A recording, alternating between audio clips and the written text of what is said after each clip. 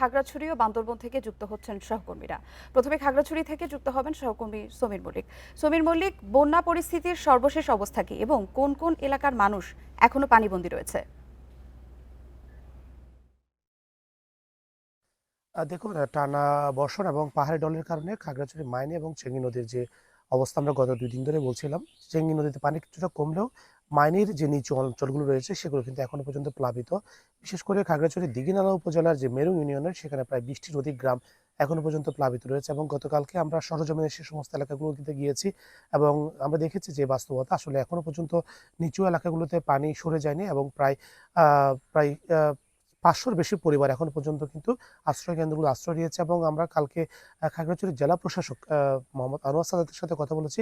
তিনি বলেছেন যে এই পর্যন্ত বন্যায় ক্ষতিগ্রস্ত প্রায় ২০,০০০ মানুষের মাঝে তাদের প্রশাসনের পক্ষ থেকে এবং জেলা পরিষদ এবং জেলা প্রশাসন এবং জেলা বিএনপির পক্ষ থেকে প্রায় ২০,০০০ পরিবারকে ইতিমধ্যে খাবার দেওয়া হয়েছে এবং যে সমস্ত এলাকাগুলোতে বেশি প্লাবিত হয়েছে বিশেষ করে দীঘিনালা, মহালছড়ি এবং খাগড়াছড়ি উপজেলা সদর সেখানে প্রায় ২,০০০ পরিবারকে শুকনো খাবার দেওয়া হচ্ছে। আমরা গতকালকেও দেখেছি সরকারের পক্ষ থেকে যে পরিমাণ ত্রাণ দেওয়া হয়েছে ইতিমধ্যে খাগড়াছড়িতে প্রায় ৮০০ মেট্রিক টন খাদ্যশস্য বরাদ্দ দেওয়া হয়েছে ইতিমধ্যে গতকাল এবং এর আগে থেকে কিন্তু বিভিন্ন জায়গাগুলোতে যে খাদ্যশস্য সেগুলো বিতরণ করা হয়েছে এবং বিশেষ করে যে সমস্ত এলাকাগুলো বেশি প্লাবিত হয়েছে সেখানে চাল সহ অন্যান্য যে নিত্য প্রয়োজনীয় জিনিস সেটি দেওয়া হচ্ছে এবং আপনি যে বিষয়টা জানতে চেয়েছেন আসলে কি পরিমাণ ক্ষয়ক্ষতি হয়েছে আমরা দেখেছি প্রায় ইতিমধ্যেই সবচেয়ে বেশি ক্ষতিগ্রস্ত হয়েছে এর মধ্যে দীঘিনালা উপজেলা এবং খাগড়াছড়ি সদর উপজেলা এবং মহালছড়িতে আমরা দেখেছি সেখানে গ্রামীণ সড়কের বেশ কিছু ক্ষয়ক্ষতি হয়েছে। মহালছড়ি উপজেলার একটি ইউনিয়নের সাথে তাদের যে সড়ক যোগাযোগ সেটি একেবারে পুরোপুরি বন্ধ হয়ে গেছে। মূলত পাহাড়ি ঢলে মুবাচুরের সাথে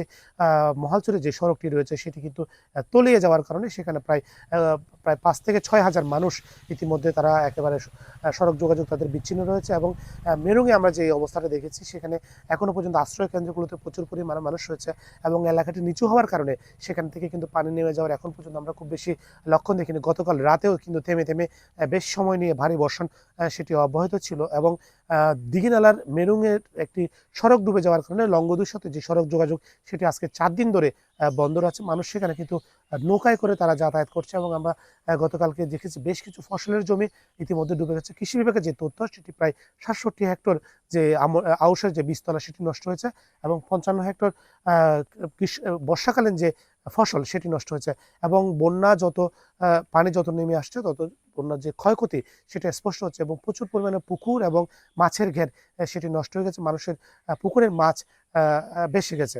এই ছিল মোটামুটি খাগড়াছড়ির বন্যা পরিস্থিতি নিয়ে আমার কাছে থাকা সবশেষ। খাগড়াছড়ি থেকে সর্বশেষ পরিস্থিতি জানাচ্ছিলেন আমাদের সহকর্মী। আপনি আমাদের সাথেই থাকুন।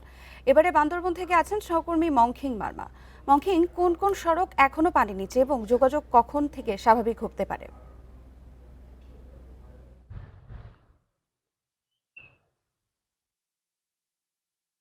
বান্দরবানের সাথে মূলত প্রধান যে সড়ক বান্দরবান থেকে বের হওয়ার বান্দরবান কেরানীহাট চট্টগ্রাম যে সড়ক সেই সড়কে বাজালিয়া সত্যপীর মাজারের এলাকায় সেখানে কিন্তু এখনো সড়কের উপর দিয়ে পানি বয়ে যাচ্ছে, যার কারণে বান্দরবানের সাথে চট্টগ্রাম, বান্দরবানের সাথে কক্সবাজার, বান্দরবানের সাথে যে ৩টি উপজেলা লামা, নাইক্ষ্যংছড়ি, আলীকদম সেই উপজেলার সরাসরি যোগাযোগ এখনো বন্ধ রয়েছে।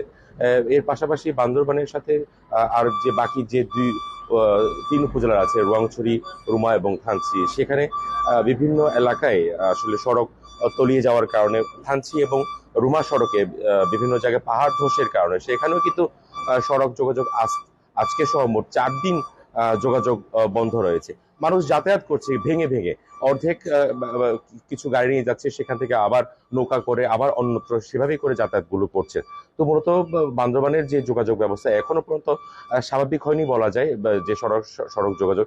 এর পাশাপাশি যে বিদ্যুৎ যে সংযোগ সেটি কিছুটা এলাকায় চালু হয়েছে। রোয়াংছড়ি, রুমা এবং থানচি, রোয়াংছড়ি, রুমা দুটি উপজেলায় চালু হয়েছে, লামার কিছু অংশ চালু করতে পেরেছে। বাকি যে সকল উপজেলা আছে সেগুলোতে কিন্তু এখনো বিদ্যুৎ এবং নেটওয়ার্ক বিহীন অবস্থায় রয়েছে।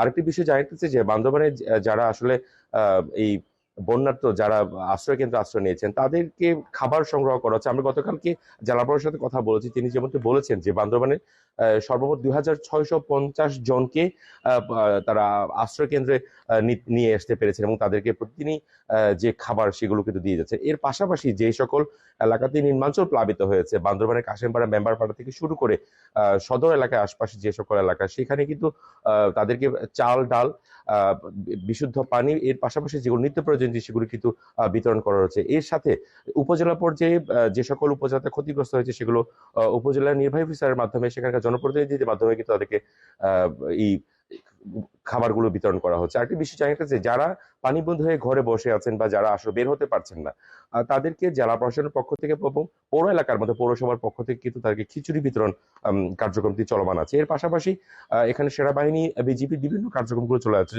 তো সর্বোপরি জেলা প্রশাসনের সাথে কথা বলে যেটি জানতে পেরেছি, ওনারা সবার সাথে সমন্বয় করছেন, জেলা প্রশাসক, জেলা পরিষদ, পৌরসভা, এর পাশাপাশি সেনাবাহিনী, বিজিবি সবার সাথে সমন্বয় করে কিন্তু এই দুর্যোগ মোকাবেলা করছেন বলে আপনাদেরকে ধন্যবাদ।